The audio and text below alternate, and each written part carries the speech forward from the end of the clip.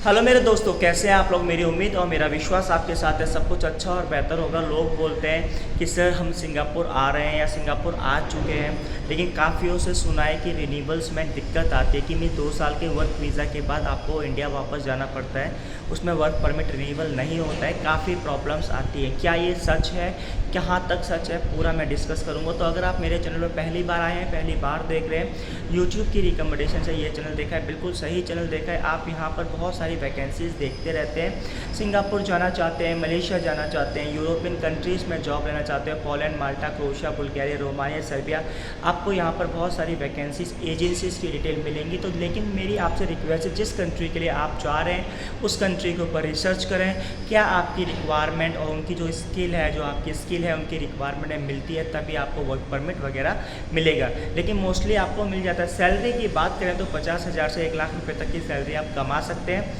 Free की vacancies आती रहती हैं मेरे चैनल पर, अभी अपडेट आती रहती है। तो इस चैनल से जुड़े रहोगे तो अपडेट आती रहेंगी और ट्राई ज़रूर करते रहो। अब नया साल आता जा रहा है तो हो सकता है कुछ वैकेंसीज़ कम आएँ, लेकिन वैकेंसीज़ आएंगी भी, नए साल के बाद नई वैकेंसीज़ आती रहती है। तो फ्री की वैकेंसीज़ जो होती हैं उसमें सैलरी कम होती है, मोस्टली मिडिल ईस्ट के आसपास, मिडिल ईस्ट की कंट्रीज़ में होते हैं, ओमान, कतार, दुबई वगैरह की। अब बात करते हैं रिन्यूअल की। देखो ऐसा है, जब आप किसी कंपनी में काम करते हो, ठीक है, 2 साल का वर्क परमिट मिलता है, तो अपनी ये कोई गवर्नमेंट जॉब तो है नहीं, ये आप इस चीज़ को सोचो। तो गवर्नमेंट जो, तो हमें क्या है, अब जैसे हम एक प्राइवेट फैक्ट्री में काम करने जाते हैं, तो अगर हमारी परफॉर्मेंस अच्छी होगी तो हमारा सुपरवाइज़र, मैनेजर या जो हमारा मालिक है वो हमको देखेगा, तो आपको एक अप्रिशिएट करेगा कि भाई एक बंदा अच्छा काम कर। इसी तरह से आप किसी विदेश में जा रहे हैं, किसी एजेंसीज़ के थ्रू जा रहे हैं, तो भाई एजेंसीज़ का तो काम ये है कि आपका वर्क परमिट एक बार आपको उस कंपनी में लगवा देगा 2 साल के टेम्प्रेरी वर्क परमिट पर। क्योंकि अपनी गवर्नमेंट जॉब नहीं कि एक बार भाई हमारी भारतीय रेलवे में लग गई या आर्मी में लग गई तो भाई 15 साल की छुट्टी, तो भाई ऐसा नहीं है। विदेश में आपको 1 साल 2 साल का वर्क परमिट मिलता है। उस 1 साल 2 साल के वर्क परमिट में आपको परफॉर्मेंस दिखानी पड़ती है, आपको बहुत मेहनत करनी पड़ती है। जहां आप जिस ऑर्गेनाइजेशन में काम कर रहे हो उसके मालिक को, उनके मैनेजर को लगना चाहिए कि भाई, क्योंकि हम फॉरेनर्स हैं, हमें ज़्यादा काम करना पड़ेगा। क्योंकि भाई ऐसा अगर कम काम करने के लिए ऐसे नौकरियाँ मिल जाती तो भाई लोकल्स को भी मिल जाती हैं वो चीज़ें। तो फॉरेनर्स को हायर करने का मेन मकसद ये है कि भाई हमारे से ज़्यादा काम कराया जाए, अच्छा आउटपुट मिले, मीन्स जो हम काम कर रहे हैं उससे अच्छा रिजल्ट मिले।